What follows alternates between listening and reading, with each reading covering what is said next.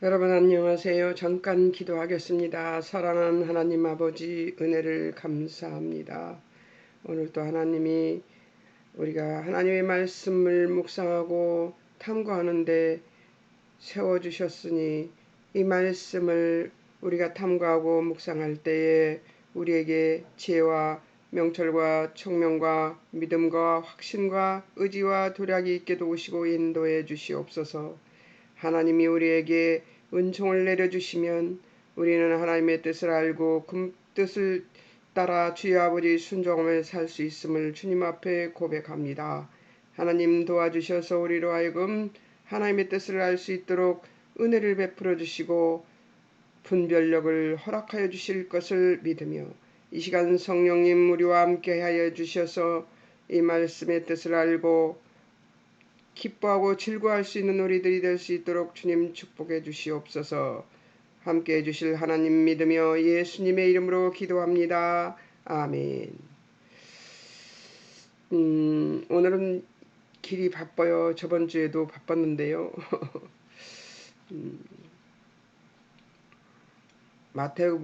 마태복음을 한다고 하니까 들어온 분들이 많았었는데요. 그 다음 거는 안 듣는 거 보니까 첫 번째를 잘해야 되는데 항상 저는 첫 번째를 잘 못해요. 막 더듬고 헤매고 그렇습니다. 왜냐하면 그게 방해하는 것 같아요. 그렇게. 근데 꼭 막 안정되지 못해갖고 난리를 쳤네요. 이번에도. 자,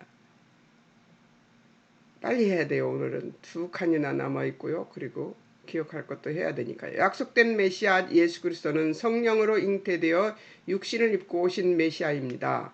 유대인의 왕이며 왕인데 너희가 어쩔 것이냐 이런 뜻입니다.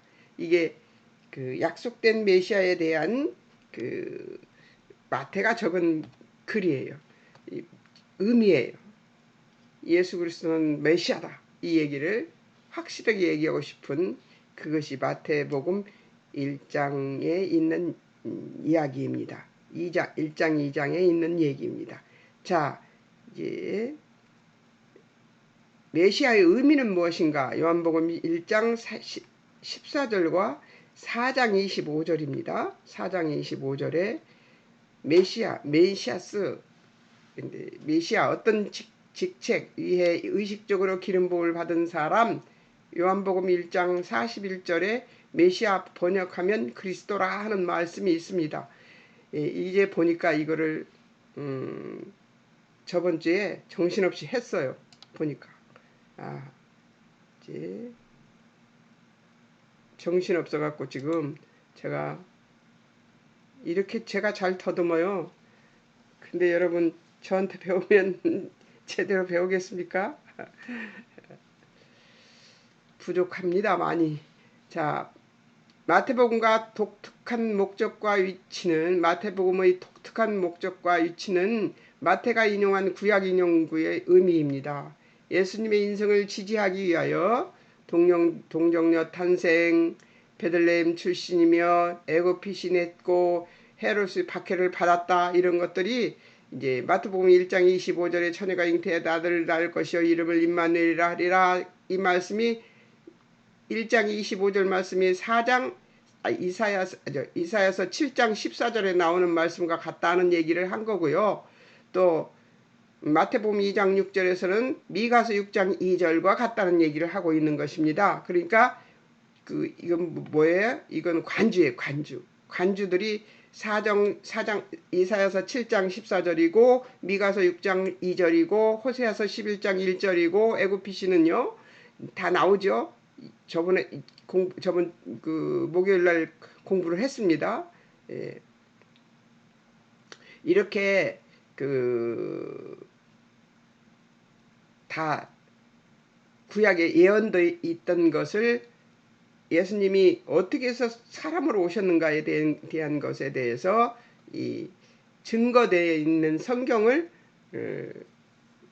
인용해서 전부 마태가 이야기를 한 것입니다. 그러니까 마태는 구약에도 정통했던 사람이었던 것 같아요.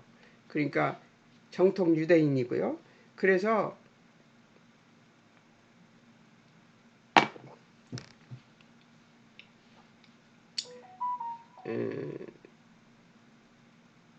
확증을 해주기 위해서 이 구약을 인용했던 것인 것 같습니다. 자, 동정녀 탄생은 이사야서 7장 14절에 나오는 대로 처녀가 잉태의 아들을 낳을 것이다. 이름을 임마누엘이라고 하라는데, 그때는 그 당시에는 처녀가 잉태의 아들을 낳은 것은 어떤 거예요? 예수 그리스도가 아니었습니다. 그때는 어떤 처녀가, 지금 내가 예언하는데 어떤 처녀가 시집가서 지금부터 가서 시집가서 아기를 낳고 그 아이가 철이 들기 전에 아람과 아수르가 연맹해서, 아람과 북이스라엘이 연맹해서 들어온 군대가, 들어온 나라들이, 그러니까 아람이란 나라와 아수르가 멸망할 것이라는 얘기를 한 거고요. 그것이 어디에 나오냐면 이사야서 53장에 또 나옵니다. 무슨 얘기가 나와요? 또 예수님 탄생에 대한 얘기가 또 나옵니다. 그때는 예수 그리스도를 지지하는 예수 그리스도가 어떤 모양으로, 어떤 모습으로 나타날 것인가, 어떻게 사람으로 태어나서 어떻게 죽을 것인가까지 다 나와 있습니다. 거기에는. 그러니까 발전하는 거예요. 하나님의 말씀은 창세기서부터 발전하기 시작하는 거죠. 여자의 후손이라는, 창세기 3장 15절에 여자의 후손이라는 말이 발전해서 처녀가 잉태의 아들을 낳을 것이요, 그 다음에 53장에 예수님의 모습이 구체적으로 나와 있고요. 여러분들한테 아직 공부를 안 해서 그렇지만 학개서를 공부해 보면 그 속에 예수 그리스도가 어떻게 우리를 성령님이 우리 안에 어떻게 삼위 하나님이 일하시는가가 거기 나와 있습니다. 그거 학개서를 공부해야 돼요. 학개서 어느 날인가 공부하면서 말씀해 드리겠지만 그렇게 예언이 다 되어 있습니다. 나 이렇게 오래 많이 얘기하면 안 되는데, 미가서 5장 2절에도 베들레헴에서 이스라엘을 다스릴 자가 나온다고 나온 말씀이 있습니다. 또 호세아서 11장에 내 아들을 애굽에서 불렀거늘 하는 말씀이 있고요. 애굽 피신이, 헤로스 밖에는 에레미야서 51장 15절에 라마에서 슬퍼하며 통곡하는 소리가 있을 것이다 하는 말씀으로 예수 그리스도의 탄생을 정확하게 드러내고 있습니다. 자, 사도행전 17장 1절에서 5절은 바울의 전파, 관례, 규례대로 가르치는 복음이라고 얘기하고 있습니다. 바울이 전파하는 건 관례, 규례대로 가르치는 복음이다 하는 얘기를 하는데, 이것이 확실한 복음이라는 얘기를 하고 있는 거죠. 안식일 성경 강론은 그리스도가 해받고 죽은 자 가운데서 부활할 것을 증언하는데요. 내가 전하는 이 예수는 곧 메시아의 조건에 맞는 분이 바로 그리스도라 전하는 얘기를 하고 있었습니다. 자, 그 다음에 이제 두 번째, 예수님이 계보에 오른 네 여자, 마리아의 동정녀 강조와 대주된 여인들이죠. 온전한 유대인만의 계보는 아님 하나님의 은혜를 입은 여인들이 있다는 얘기죠. 다말, 라합, 룻, 밧세바. 저번에는 왜 밧세바가 생각이 안 나가지고요. 굉장히 더듬었습니다. 다말, 다말은 어떤 사람입니까? 역대상 2장 4절, 5절에 나오고요. 역대상 2장 4절에 나옵니다. 창세기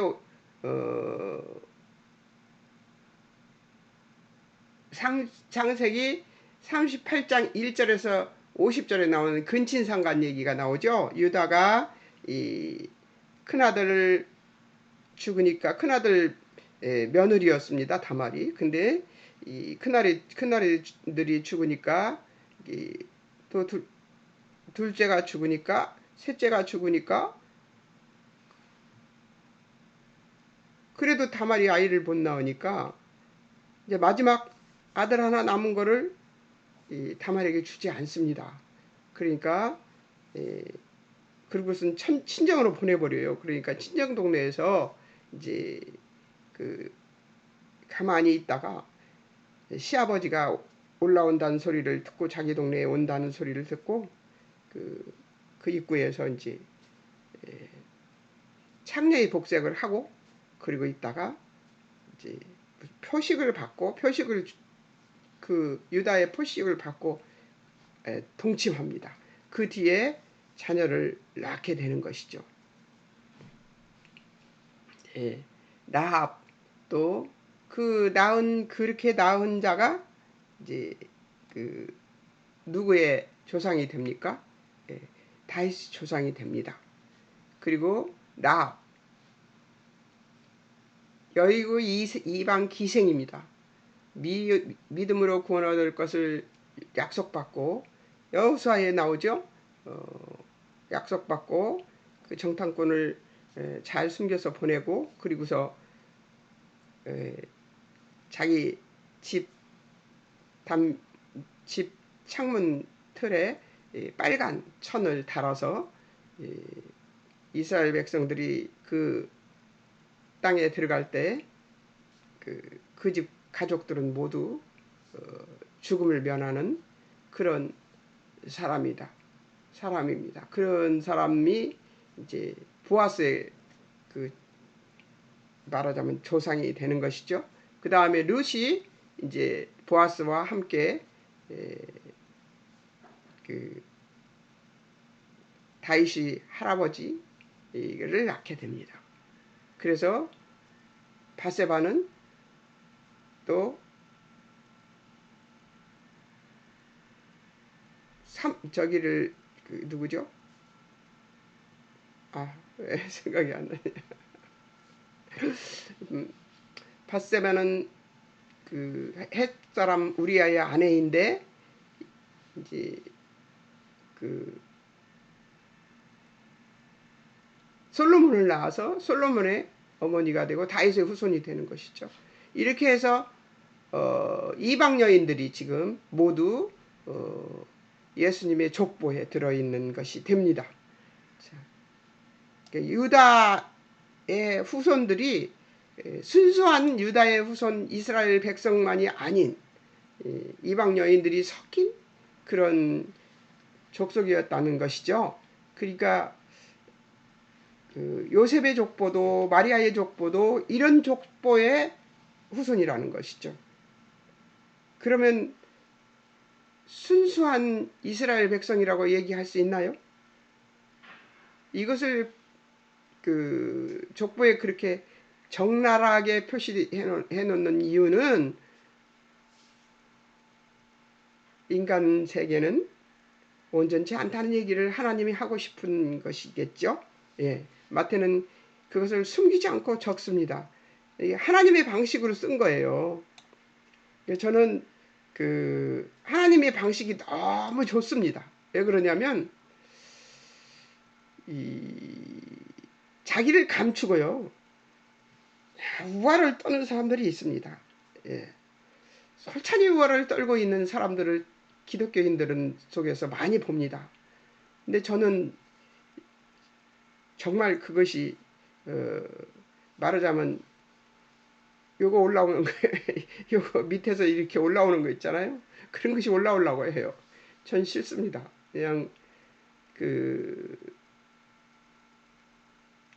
그게 잘 안 돼서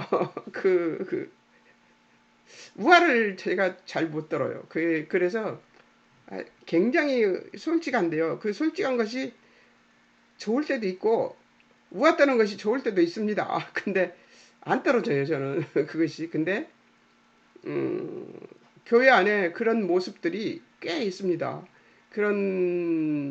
물론 우아해야죠. 이스라엘 백성들이고 하나님의 백성이면 격이 있어야 되겠죠. 그러나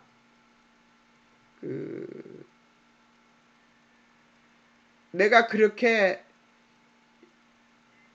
마태복음 1장을 보면서 저는 항상 그 생각을 해요. 우아 떨면 안 되겠구나. 왜냐하면 우리 인생은 어디에 내놔도 하나님 못 쫓아갑니다. 예. 하나님 못 쫓아가요. 삼위 하나님 못 쫓아갑니다. 예수님의 인격을 보세요. 자기를 박해하고 자기를 반대하는 사람들에게 대답하시는 것을 들어보면 가이사의 것은 가이사에게 너무 예수님은 지혜로우신 분이에요. 대답을 그렇게 잘하실 수가 없어요. 예수님한테 제가 좀 반했습니다. 왜냐하면 예수님이 일생을 그 마태복음, 마가복음, 누가복음, 요한복음을 하면서 네 복음서를 딱 다 하고 나니까 예수님한테 너무 내가 반해버리는 거예요. 그래서 예수님 같은 남자가 있으면 내가 진지하게 같이 살았을 건데 이런 생각을 해봤었습니다. 농담이지만 성육신에 대한 변론, 마리아에게서 성령으로 잉태됨, 죄인된 인간의 족보에 속하시지 않았습니다. 사실은. 근데 마리아도 마찬가지예요. 마리아도 어디 족보예요? 유다 족보입니다. 그러니까 예수님은 이런 족보 안에서도 탁월하신 예수님으로 태어나신 거죠. 여러분, 그 예수님이 내 아버지신 것이죠. 1장 15절 25절에서 16절 성령의 계보, 죄인된 인간의 계보에 속하지 않습니다. 법률상을 붙인 이 요셉, 마리아도 다윗의 자손입니다. 예, 그러니까 예수님은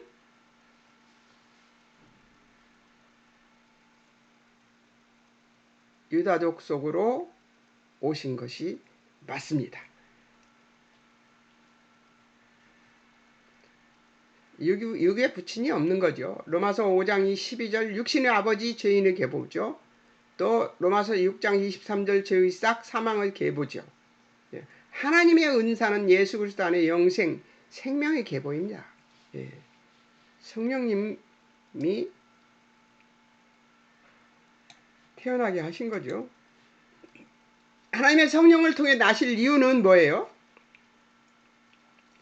히브리서 10장 4절에서 5절인데요. 동물의 피 죄 없이 못합니다. 그러니까 구약 제사는 뭐예요? 다 동물의 피로 제사를 드렸죠. 근데 아주 죄 없이 못한다는 거예요. 다시 또 가서 또 제사를 드리고 또 제사를 드리고 했었어야 돼요. 이스라엘 사람들 대단한 사람들이에요. 그 제사 피제사예요. 그거 짐승 잡고 그러면 온 피가 온몸에 다 묻어요. 그런 제사를 자신들이 죄가 있다고 생각이 되면 제사를 드리고 죄를 회개하면서 동물을 잡고 그 피를 주물럭거리면서 그 회개를 하고 있는 것이죠. 예수님이 초림, 제사, 예물 불필요하고 오직 한 몸으로 예비되어서 제물이 되었던 것이죠. 히브리서 2장 9절 예수님은 고난받아 영광과 존귀로 간쓰시고 하나님은 은혜로 모든 사람 위해서 죽음을 맛보셨습니다.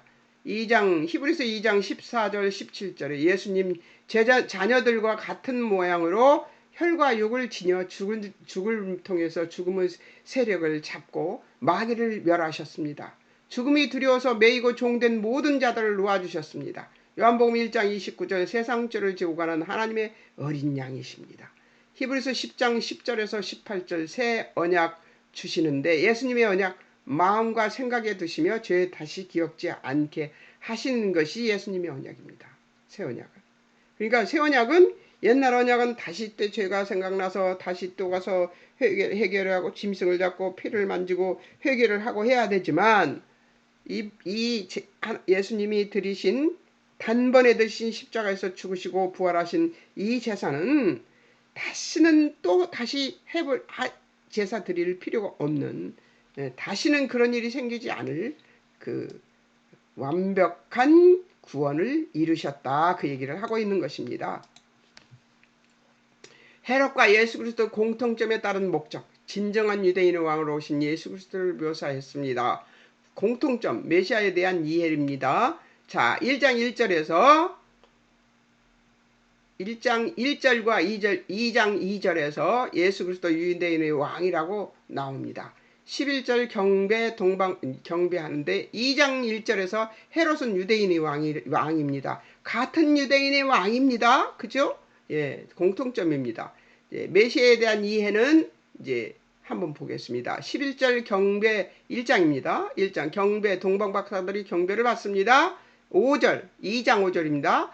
소돔과 헤롯은 소동합니다. 헤롯은 소동하는데 예루살렘의 모든 그, 그 에돔의 자손인데요. 헤롯은 에돔의 자손이에요. 그래서 모르죠. 예수님이 메시아가 오신다는 얘기를 알지 못해서 소동을 합니다.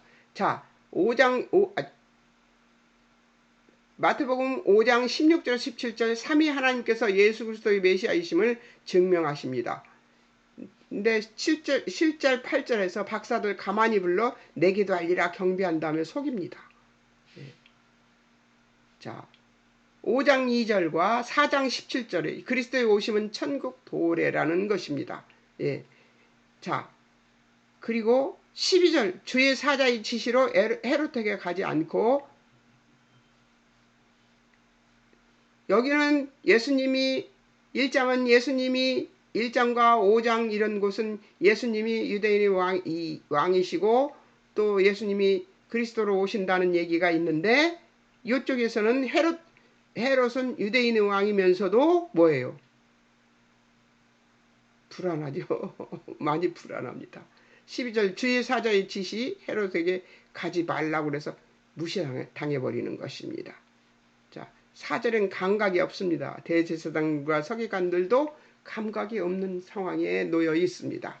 자, 이렇게 메시아에 대한 이해는 확실히 예수님이 메시아인 것이 드러났습니다. 자, 이제 1장 2장은 이렇게 해서 마태복음 1장 2장은 이렇게 해서 이제 끝이 납니다. 자, 그러면 또 이거를 또 바꿔야 되겠죠?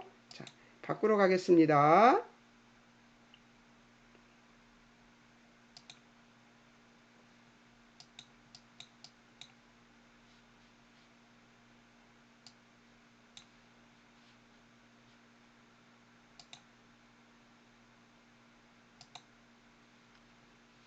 바꿨습니다. 적용점을 보겠습니다. 적용, 예수님의 신성과 인성을 신뢰하며 예수님의 통치권을 인정하는 삶인가? 예. 아멘입니다. 근데 어떻게 아멘했는가 한번 볼까요?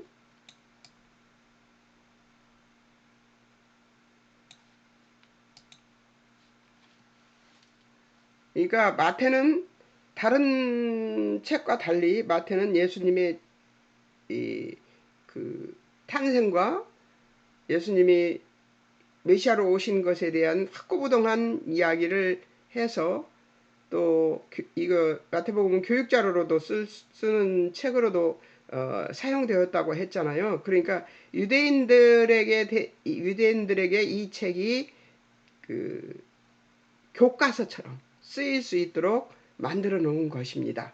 자, 그렇기 때문에 마태복음은 그 예수님에 대한 예수님이 메시아인 것에 대한 것이 너무 확고부동하게 1장 2장에서 확실하게 드러나죠. 자, 1장의 족보는 저자의 의도가 있었다. 누가복음 열왕기 룻기에 있는 족보와 비교해 볼 때 몇 사람이 누락되었기 때문이다. 그러나 저자는 전달하고 싶은 것이 있어서 14대의 시선을 모으고 있다. 다윗이라는 이름이 갖는 히브리어 알파벳 숫자를 합한 것이다. 마태가 이 족보를 통해서 강조하는 것은 하나님 나라의 완성,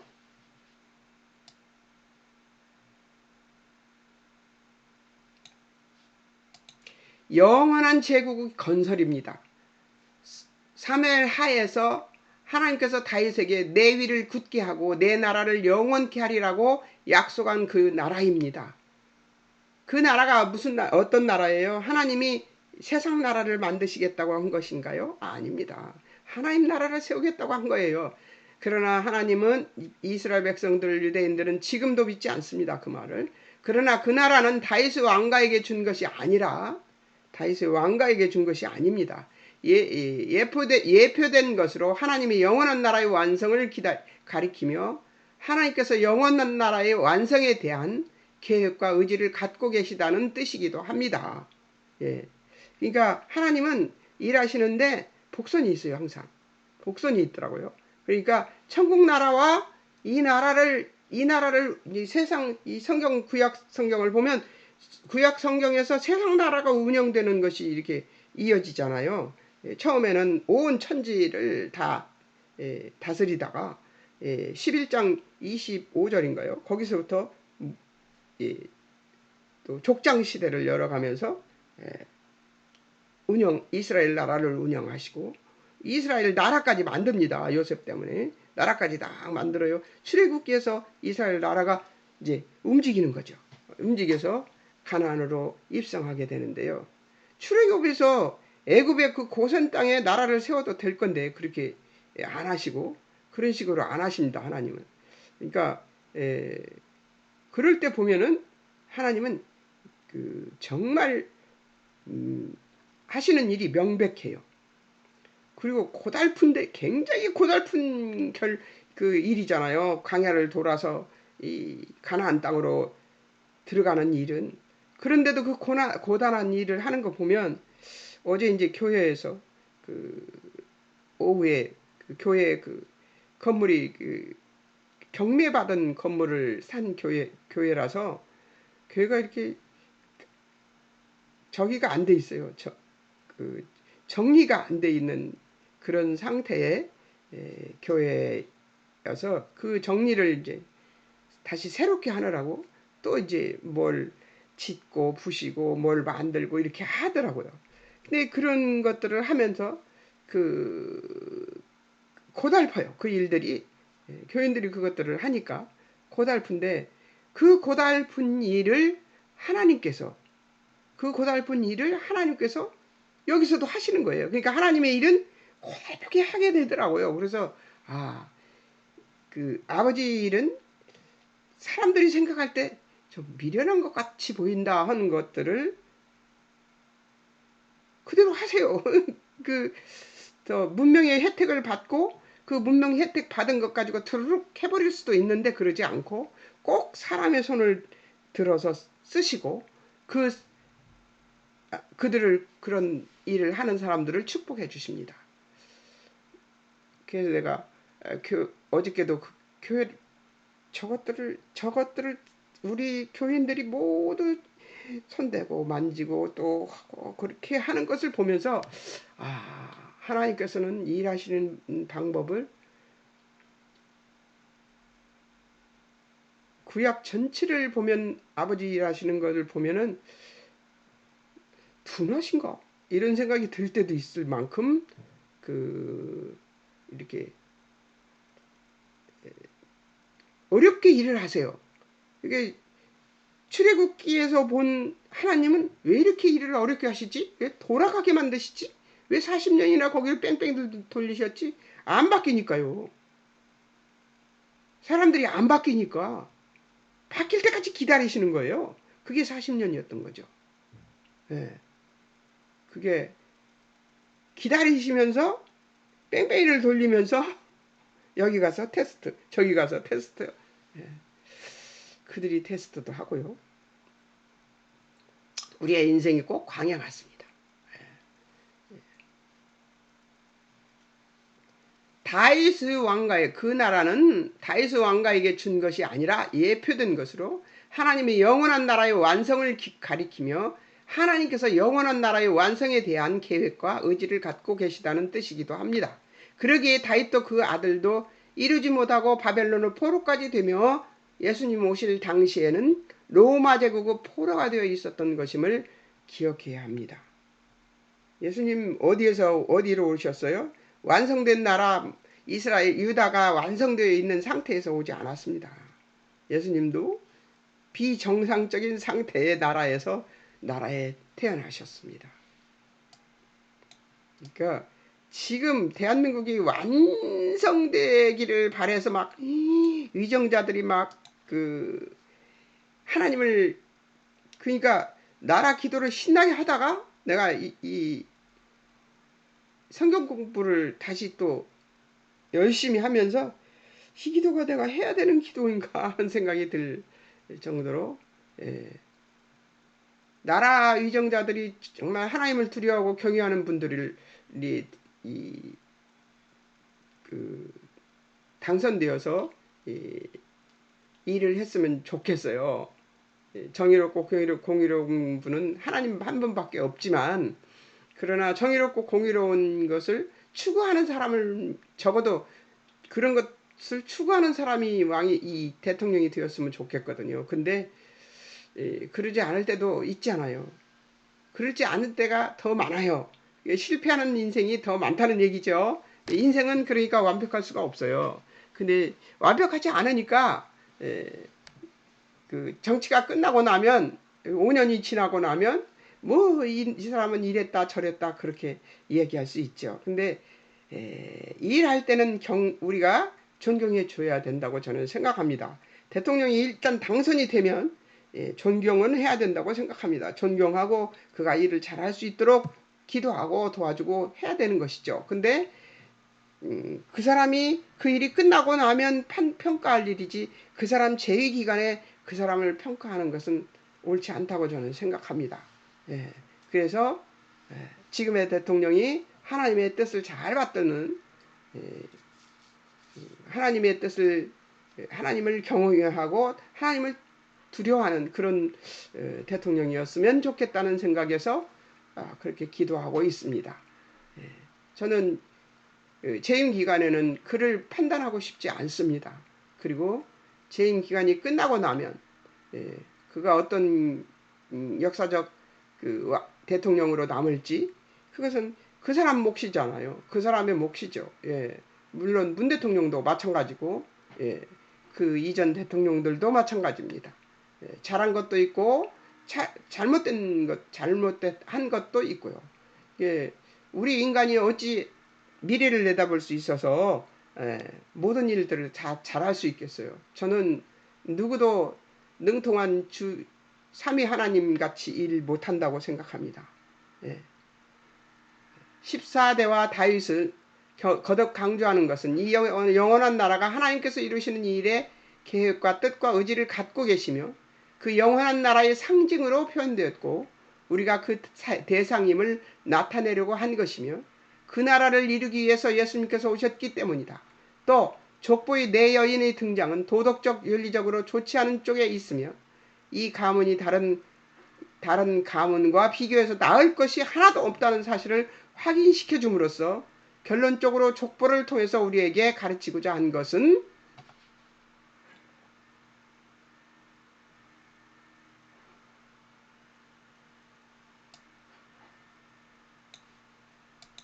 이 가문이 예수를 만든 것이 아니라는 점입니다. 그 나라를 위해 하나님 생각은 그분의 백성들을 불러 모으는 것이고, 구원으로 드러내는 나라이고, 하나님이 통치하시는 나라이고, 그러니까 구원받은 백성들이 모이는 나라입니다. 그 백성들을 불러 모으기 위해서 하나님이 이스라엘 나라를 사용하신 것이지, 이스라엘 나라가 우월해서 그들을 쓴 게 아니니까 우화 떨 필요는 없다고 저는 생각합니다. 그러나 제가 솔직해서 손해보는 일이 얼마나 많은지 알 수가 없습니다. 우화 떨어서 손해 안 보는 것도 있는데요. 또 그래도 그거는 싫습니다. 은큼한 것 같아서 싫어요.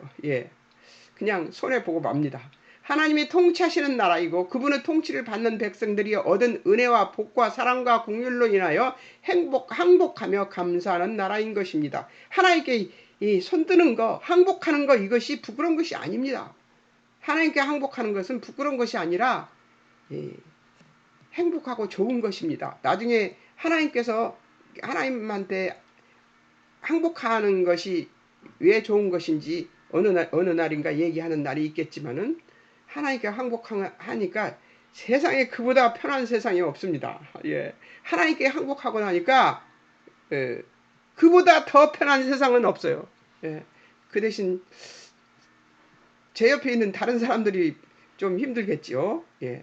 그 나라에 대한 하나님의 의지와 뜻과 목표하시는 바를 이해하는 것은 우리가 얻은 구원에 있어서 중요한 내용이 되어야 함을 기억해야 됩니다. 하나님은 하나님 나라의 뜻을 세우기 위해서 각종 이 땅에 있는 나라들과 그 인물들을 사용하십니다. 그리고 우리를 사용하십니다. 누구? 예수 믿는 예, 참 이스라엘 백성이죠. 우리는 참 이스라엘 백성을 사용하십니다. 그러니까 그런 하나님 나라에 대한 하나님의 의지와 뜻과 목표하시는 바를 이해하는 것은 우리가 얻은 구원에 있어서 중요한 내용이 되어야 되는 것인데요. 천국, 여기서 천국 가는 것만 바라고 이 땅에서는 아무렇게 살아도 좋다. 아니에요. 이 땅에서도 천국을 경험해야 됩니다. 이 땅에서도 천국을 경험해야 되는데 그것이 샬롬인 것 같습니다. 그 샬롬으로 나타나는 것 같아요. 근데 정말 우리 인생은 정말 되돌아가기를 잘하고요. 망각을 잘해서 샬롬 기간이 길질 않습니다. 짤막짤막하게 천국을 경험합니다. 요걸 자주 경험하면요. 오랫동안 경험하면 얼마나 좋겠습니까? 근데 그래도 경험하면서 살아야 합니다. 천국을. 우리는 구원을 보상으로 받을 자격과 실력이 없습니다. 우리가 구원을 받을 자격이 없어요. 그렇기 때문에 예수님이 그냥 거저 주시는 거죠. 거저 구원을 주시는 거예요. 오직 하나님께서 그분을 크신 은혜로 구원받은 것입니다. 맞습니다. 아멘입니다. 여러분도 아멘이십니까? 우리는 다 뭔가를 강조하는 족보를 통해서 예수 그리스도의 십자가를 발견해야 하며 복음을 능력이라고 선언한다는 것은 하나님께서 우리의 구원을 이루시기 위하여 어떤 열심과 의지를 동원하고 계시는가를 나타내는 것입니다. 어떤 열심인가? 어떤 열심인가요? 자식을 내주시기까지. 여러분 자식 십자가에는 아니래도 저 물에 빠지면 죽는데 물에 내놓겠습니까? 불에 들어가면 죽는데 불에 내놓겠습니까? 못합니다. 가시밭길이 있는데 그 가시밭길로 자식 보내겠습니까? 안 보냅니다. 근데 하나님은 보내셨어요. 그분이 그것을 보내시고 저는 십자가에서 예수님이 운명하신 순간 모든 것이 아주 칠흑같이 어둠이 되었다고 들었습니다. 써 있는 것을 봤습니다. 성경에. 근데 그 칠흑 같은 어둠이 왜일까요? 하나님이 눈을 감으셨다는 생각이 들었습니다. 얼마나 힘드셨을까? 아들이 죽는 것을 보는 것이 쉽겠습니까? 그것도 죄 없으신 예수님이 죄를 걸머지고 죽으셨는데 예수님이 왜 피땀을 흘리면서 아버지 내 잔이 이 잔이 거두실만 하면 좀 거둬주시면 안 되겠습니까? 하고 기도했을까요? 예수님은 죄가 없는 분이고 죄를 싫어하시는 분입니다. 근데 그분이 거룩하신 분이 죄를 짊어져야 돼요. 그 순간에. 십자가에서 죽으시는 순간에는 죄인으로 죽으셔야 됩니다. 그렇기 때문에 그것이 안 하고 싶은 마음이 왜 없으셨겠어요? 아버지 내가 더러운 죄가 내 육신에 들어와서 나를 죽게 하는 저 사망의 권세에게 내어줘야 됩니다. 저는 그것이 지나갔으면 좋겠습니다. 하는 뜻이죠. 그것 때문에 그렇게 피땀을 흘리며 기도를 하셨던 거 아니겠습니까? 그런데 예수님은 그것을 하셨습니다. 하나님도 눈뜨고 보시지 못하시겠어서 한번 눈을 감으신 것이 그 어둠이었던 것 같은 생각이 듭니다. 아무리 해가 지고 저기 해도요, 눈을 크게 뜨면요, 산고래 같은 데 가서요, 눈을 크게 뜨면 깜깜해도 다 보입니다. 그 빛은, 기초빛은 있습니다. 근데 아무것도 안 보이는 깜깜한 어둠이었다고 했으니까 그 어둠이 암흑이 무엇을 의미하는가를 생각해 보면 그렇지 그런 마음으로 아들을 보내시지 않았을까 하는 얘기를 하고 있는 것입니다.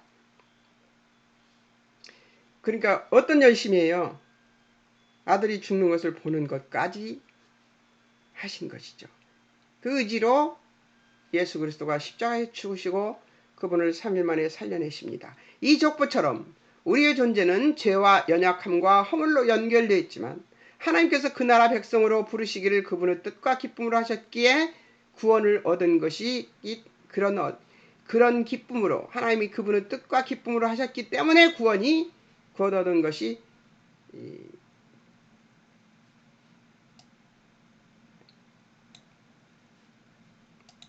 복음을 정의할 때 그렇게 얻은 것이기 때문에 복음을 정의할 때 가장 중요한 본질이 바로 하나님 능력이라고 확언할 수 있는 것임을 우리는 반드시 기억해야 돼요. 그래서 복음은 능력이 있습니다. 복음으로 사람들에게 이야기하면 사람들의 심령이 조금씩 바꿔집니다.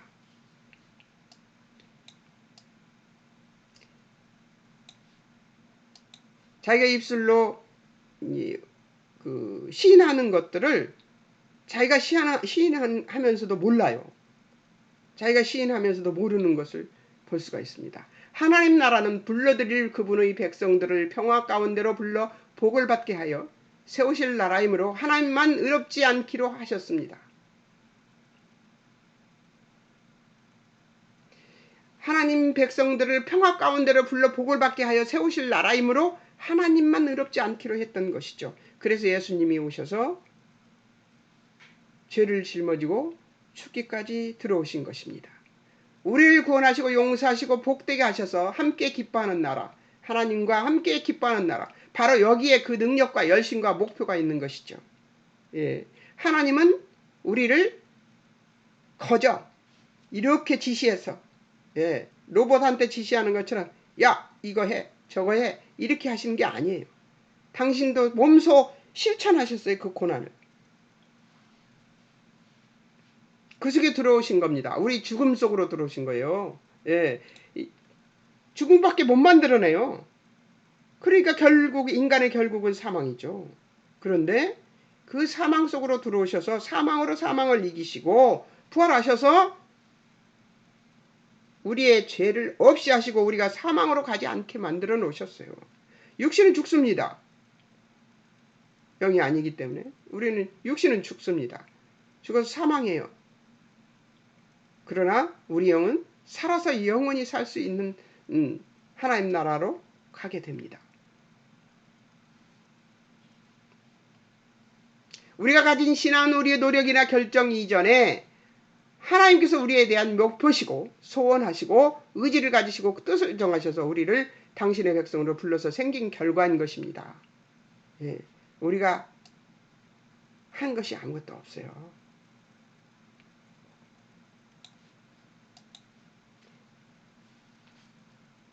우리 족보가 예수를 만들지 않았음을 확인한 것은 내 나라를 세우고 거기에 너희를 부르겠다인 것입니다. 각 교회들은 하나님 나라의 지부입니다. 하나님 나라의 지부답게 살아야 되죠. 각 교회가. 거기에서 목사가 욕심을 채우고 장로가 욕심을 채우고 권사가 욕심을 채우면 안 된다는 것이죠. 교회는 어떤 곳인가요? 하나님 세상에서 하나님 백성답게 살기 위해 쓰다가 아버지 한 주간 동안 이렇게 하나님이 나한테 은혜를 베풀어 주셨습니다. 감사합니다 하고 뭐하러 와요? 하나님께 예배드리러 오는 곳입니다. 그곳에서 예배를 드리러 온 그들이 하나님 앞에 예배를 잘 드릴 수 있도록 돕는 것이 바로 교회가 하는 사명입니다. 그리고 목사가 하는 사명이고 사모가 하는 사명이고 권사가 장로가 하는 사명입니다. 여러분 잊지 마십시오. 군림하는 자리가 목사의 자리가 아니고 군림하는 자리가 사모의 자리가 아니고 군림하는 자리가 장로와 권사의 자리가 아닙니다.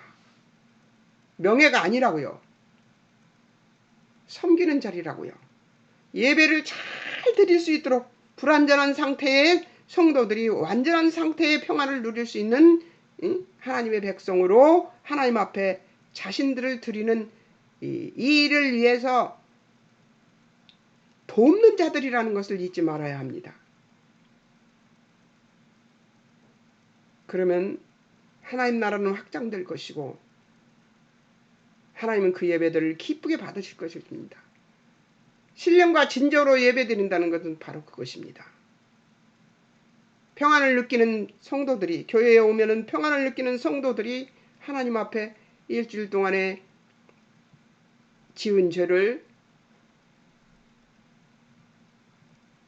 하나님 앞에 고백하면서 아버지, 내가 오늘은 이번에는 한번 성공해 보도록 노력하겠습니다.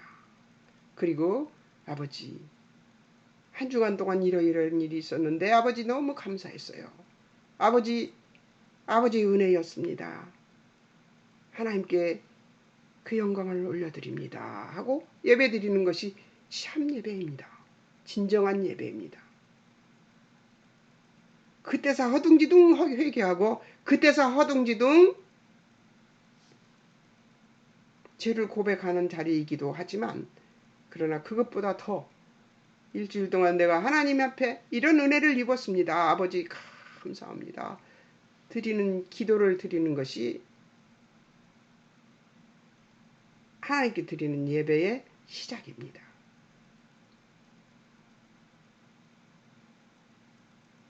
그래서 저는 예배 드리러 가서 기도를 마친 다음엔 아직 덜 된 성도들이 있잖아요. 아직 영적 성령에 완벽하게 이 성령 안에 들어와 있지 않은 자들. 그래서 졸기도 하고 또 예배 시간에 헛짓 하는 것도 보입니다. 그러면 그런 사람들을 가서 안아줍니다. 예, 가서 안아주면서 오늘도 예배 성공적으로 드리라고 다독 끓여줍니다. 칭찬도 해주고 오늘은 안 졸기를 바라서 등도 쓰다듬어 주면서 그렇게 하고 그리고 예배 자리로 앉습니다. 그러니까 하나님께서 그런 일들을 하라고 교회를 세우셨고, 그런 일들을 해서 그 성도들이, 찾아오는 성도들이 참 천국을 누리고 아버지께 감사를 드리는 예배가 바로 예배인데, 그것을 하라고 교회를 하나님이 허락하신 것입니다. 어떤 목사가 내가 설교를 잘해서, 아닙니다. 설교를 들으러 가는 게 교회가 아닙니다. 설교는 부수적으로 하나님 뜻을 알라고. 성경은 개인이 봐야 됩니다. 개인이 묵상하고 탐구하고 해야 합니다. 왜냐하면 예수님이 요한복음 17장 17절에서 예수님이 저들을 진리로 거룩하게 해달라고 했어요. 진리로 거룩하게 해달라고 했으니까 진리로 거룩해져야 됩니다. 여러분, 진리로 거룩해져야 우리가 거룩할 수 있습니다. 우리가 거룩해져야 하나님 앞에 예배 드릴 때 내가 하나님이 기뻐 받으시는 예배를 드릴 수가 있습니다. 그리고 하나님을 모르면 하나님 뜻대로 살 수 있나요? 하나님 모르면 하나님 뜻대로 살 수 없습니다. 하나님 뜻대로 살아야죠. 하나님 뜻대로 살려고 애써야죠. 그것을 하나님이 우리 애쓰는 모습을 하나님이 기뻐하십니다. 하나님이 기뻐하시는 것 같으면 누가 샬롬을 누려요?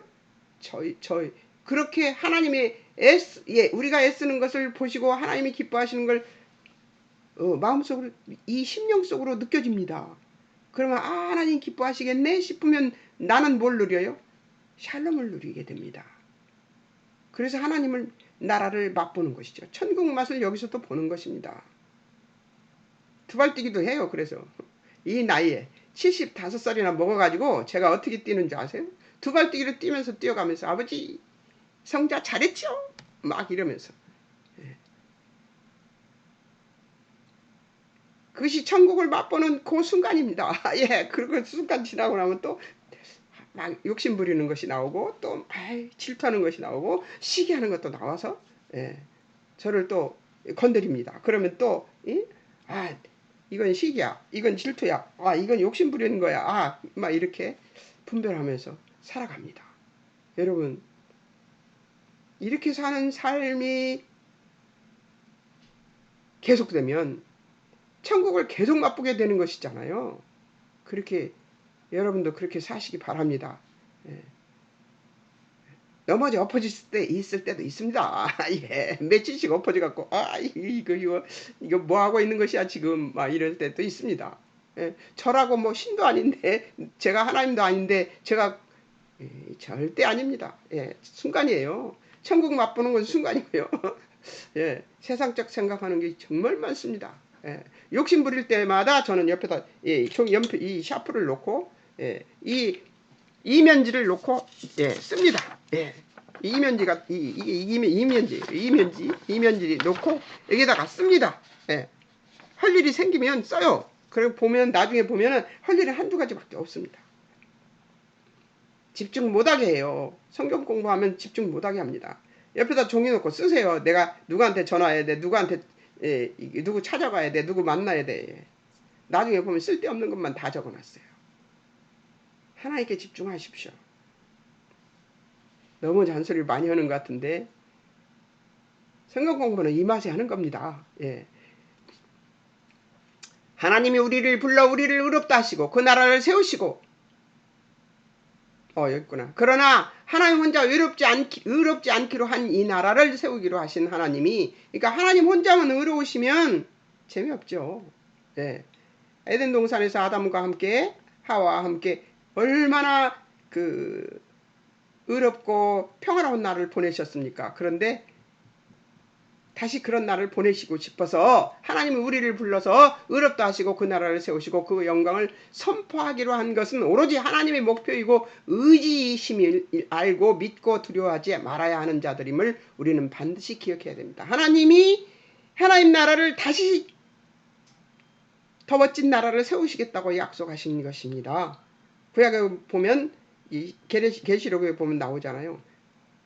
옛 하늘은 없고 새 하늘과 새 땅이 있는데 거기는 옛 하늘보다 훨씬 나은 곳입니다. 그곳에 우리를 데려가시겠다는 거예요. 그 영화로운 나라에 우리를 세례 요한의 눈에 세례 요한이 아니고 사도 요한의 눈에 금과 은 보석으로 보여지는 그 하나님 나라. 세례 요한 사도 요한의 눈에는 금과 은, 보석 이런 것으로만 보인 거죠. 그러나 그것이 어떤 재질의 어떤 것인지 우리는 알지 못합니다. 하나님 나라에 가면 알죠. 그렇게 휘황찬란해 보이는 그 나라에 우리가 들어가서 하나님이 빛도 필요 없다는 거예요. 깜깜한 밤에 산중에 들어가 본 적이 있으십니까? 그 산중에 들어가도요. 눈에 다 나무들도 보이고 다 묘가 어디 있는지도 보이고 다 보입니다. 원빛이 있기 때문입니다. 시력 암흑은 안 만드십니다. 아직까지는 안 만드셨어요. 원빛이 있기 때문에 그렇습니다. 그 어둠 속에 들어가서도 하나님은 내가 빛이다 하고 보여주신 그 빛으로 새하늘과 새 땅에는 해와 달이 필요 없대요. 별이 필요 없대요. 뭐만 필요해요? 예수님과 하나님이 비춰주시는 빛만으로도 얼마든지 밝을 수 있다는 것이죠. 그곳에서 우리가 살게 됩니다. 여러분 기대되지 않습니까? 갈 시간은 멀었는데 53분이 됐습니다. 그래도 해보겠습니다. 당시 백성들은 예수님을 십자가를 지시는 종으로 오실 것을 생각 못하고 정복자나 해방자의 모습으로 오실 것을 기대했고 제자들마저도 그렇게 기대했었기 때문에 십자가 사건 이후 제자들만 남고 모두 흩어져 버렸던 것입니다. 성도인 우리의 기대는 마할랄 살랄 하스바스가 먼저 있어서 예수 믿는 보상으로 바라지만 우리가 예수 그리스도를 구주로 믿고 하나님께서 우리 편이 되셨어도 편안함과 형통함이 금방 보상으로 오지 않고 성도의 삶은 편치 않습니다. 금방 안 와요. 예수님 구주로 믿어도 금방 형통해져 갖고 할렐루야 막 이렇게 되지 않습니다. 고생은 고생대로 계속해요. 어째 이럽니까? 예수 믿어도. 그래서 안 되니까 신학교 가죠. 신학교 가면 신학교에서는 형통해질 줄 알아요. 절대 아닙니다. 거기 가면 다른 더 큰 그 시험이 기다리고 있습니다.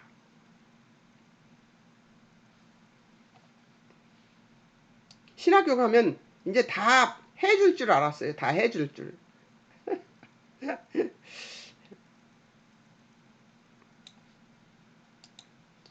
우리를 기다리는 것은 하나님의 사람으로 완성되어가는 기간이 필요해서 우리를 먼저 죄에서 꺼내는 일과 거룩하게 만들기 위해 지금 정화시키는 탈곡기 안에 넣었기 때문입니다. 우리가 당하는 어려움은 모두 하나님께서 그분의 백성을 모으며 사랑해서 심판이 아니라 정화시키기 위해 일어나는 일인 것입니다. 여전한 우리 불순종에도 불구하고 심판으로가 아닌 거룩으로 자기 백성을 만들어 그 영원한 나라를 세우실 것이므로 절망과 비탄의 시점에서 메시아를 제시하심으로 망할 수밖에 없고 사망밖에 못 만드는 한심한 우리를 위해 복 주심으로 영원한 나라에 들어가는 첫 길을 여시는 것을 예수님의 탄생으로 보여주셨다는 것이죠. 우리는 소망이 있습니다. 왜냐하면 예수님이 이 땅에 오셔서 우리와 함께 하셨으니까 소망이 있는 거죠. 네. 그래서 소망이 있습니다.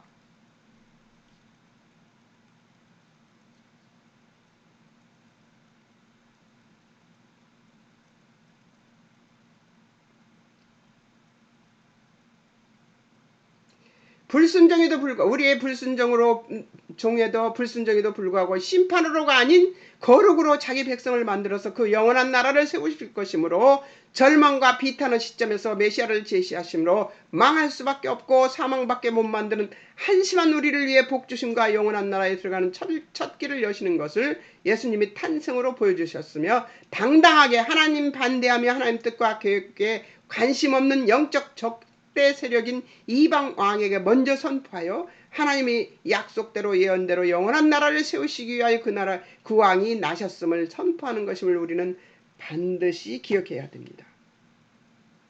네, 예수 믿는 사람들에게 오지 않았어요. 그러니까 하나님 믿는 사람들에게 오지 않았어요. 유대인에게 오지 않았습니다.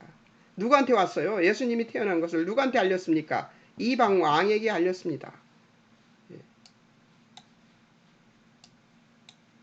하나님의 일하시는 방법은 그렇습니다. 이제 마지막입니다. 예. 호세아서 11장 1절을 인용한 이유는 이 애굽에서 내 아들을 불렀다 하는 얘기입니다. 이스라엘이라는 존재는 그들의 능력과 자격과 조건으로 하나님 백성이 된 것이 아닙니다. 하나님께서 하나님의 사랑과 열심과 뜻과 의지로 선택된 것입니다. 이스라엘은 부름받았기 때문에 져야 하는 책임이 있는 것입니다. 애굽으로 피난 갔다 돌아온 것을 여기에 연결시킨 마태의 의도하는 바는 우리를 부르시는 하나님 찾아오시는 하나님께서는 하나님을 대적하는 자들 이상으로 부족하고 불충하고 하며 불순종하고 부패함에도 하나님의 부르심의 신실하심과 사랑과 긍휼과 능력과 의지가 근거가 되어 우리를 하나님의 백성으로 만드시고야 말 것이라는 사실에 있다는 것이죠. 하나님은 하나님의 의지로 우리들을 하나님 백성답게 만들기로 작정하신 것입니다. 거기에 우리가 어떻게 하느냐에 따라서 우리가 참 믿음 안에 들어가 참 예배를 드리고 하나님 기뻐하시는 신령과 진정으로 예배드리는 일을 할 수 있고 하나님 백성답게 이 세상에서 살아가면서 천국 맛을 볼 수 있느냐 마냐 그것이 결정된다는 것이죠. 이것을 관찰시키고자 예수 그리스도를 보내셨다는 뜻으로 연결시키고 있는 것입니다. 기독교 신앙의 놀라운 것은 신앙의 모든 조건과 근거가 하나님께 있다는 것입니다. 그럼에도 하나님은 어떤 권위로 뭘 요구하시지 않습니다. 어떤 것도 요구하시지 않습니다. 다른 종교는 다 내놔라예요.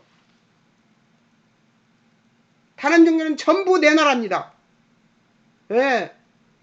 하다 못하면 천주교도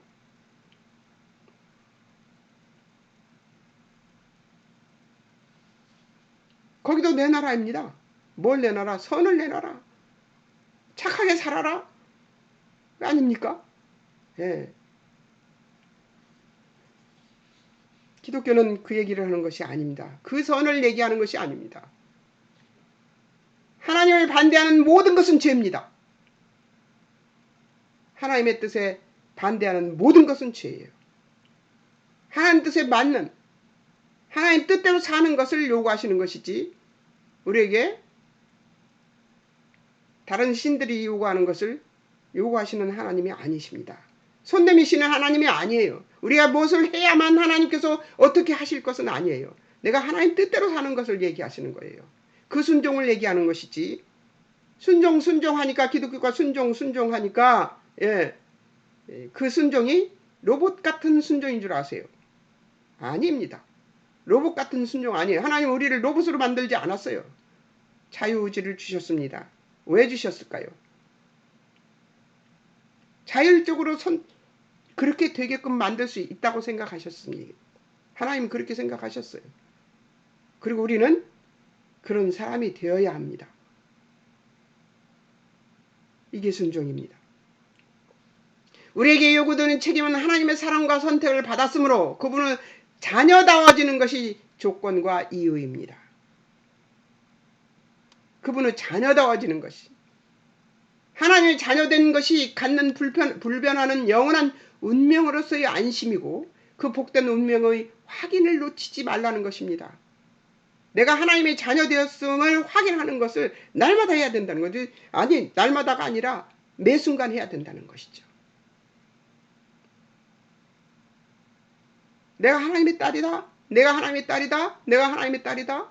이것을 계속해야 된다는 것이죠.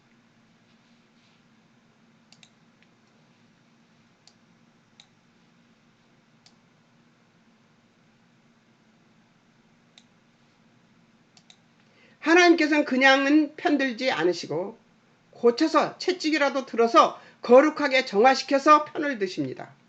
무슨 말인지 아세요? 이거 사람 안 되면 사람 되게 만들어서 이게 사람 된다는 것이 뭐냐면 하나님께 순종하는 사람 말이죠. 만들어서 편을 드십니다. 그 이유는 우리의 삶 전체에 대하여 절대 외면하시지 않고 낱낱이 간사하시기로 하셨기 때문에 우리의 삶이 고단한 것입니다.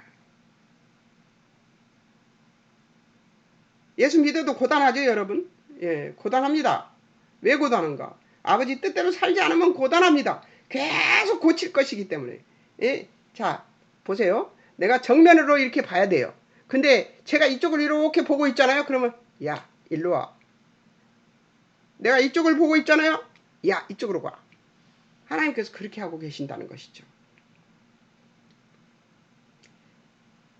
이것이 오늘 사는 모든 그리스도인에게 세상의 핍박이나 시험이나 공격뿐만 아니라 성도된 자로서의 실패나 연약함과 미련함과 게으름에도 불구하고 그리스도인 된 기쁨을 누리게 하고 그 운명의 변함없음에 대하여 감사케 하고 우리를 부르신 하나님의 자녀된 복을 확인시키는 것이 사건이요 약속이며 우리를 부르신 하나님의 하나님 되심이 집약되어 나타난 것임을 반드시 기억해야 합니다. 하나님은 우리를 그냥 놔두시지 않습니다. 이것은 믿어도 됩니다. 아멘이십니까? 저도 아멘입니다. 여러분 승리하세요. 하나님 자녀답게 사십시다. 그리고 씩씩하시고 신나서 살아야 합니다. 하나님이 우리를 부르신 이유가 제가 할 수 있는 것이 아무것도 없게 만들어주신 것이 얼마나 감사합니까? 여러분. 아버지 뜻대로만 살면 되는 것입니다. 그것만 하라고 하시는데도 신 안 납니까? 신납니다 저는. 예, 하나님 뜻대로만 살라고 그러니까요. 자식들 걱정하지 않아도 되고 먹을 거 걱정 안 해도 되고 입을 거 걱정 안 해도 되니까 너무 좋습니다. 그런데요. 하나님 내가 그렇게 먹을 거 입을 거 걱정 안 하니까 그런 것들은요. 다 아버지가 다 책임지시더라고요. 그 다음 뭐만 하면 되냐면 아버지 뜻만 찾고 순종하기만 하면 되기 때문에 날마다 앉아서 말씀만 연구하고 앉아 있어도 됩니다. 그리고 어딘가 자리에 가서 죽으라 그러면 예 하고 죽습니다. 왜? 그 사람이 자기가 살아있는 것을 증명하기 위해 저를 죽이려고 하는 것이기 때문에 그래 그렇게 해. 그리고 회개해라. 내가 속으로 그러죠. 그렇게 나 죽여. 괜찮아. 네가 그렇게 드러나고 싶으면 나 죽여. 괜찮아. 근데 그렇게 죽은 다음에 꼭 다시 살아나거라. 저는 그러고 죽어줍니다. 져줍니다. 손해봅니다. 괜찮아요. 손해봐도. 아버지가 다 채우시더라고요. 아멘입니까? 여러분 승리하십시오. 잠깐 기도하겠습니다. 사랑하는 하나님 아버지 은혜를 감사합니다. 주님이 은총을 내려주셔서 우리로 하나님 백성 되게 하시고 불러주시니 은혜를 감사합니다. 하나님 백성답게 살아갈 수 있도록 우리를 도우시고 인도하여 주시옵소서. 매 순간 우리를 지켜보고 계신 아버지를 감사하며 오늘 또 하나님이 우리에게 베풀어 주신 이 은혜 때문에 날마다 감사하며 찬송하며 살아갈 수 있도록 주님 은총 내려주심을 감사하고 거룩하신 예수님의 이름으로 기도합니다. 아멘. 이제 1장, 2장은 끝났습니다. 다음 3장 관찰이 있습니다. 여러분 색칠하고 주제별 목록 해오십시오. 안녕히 계세요.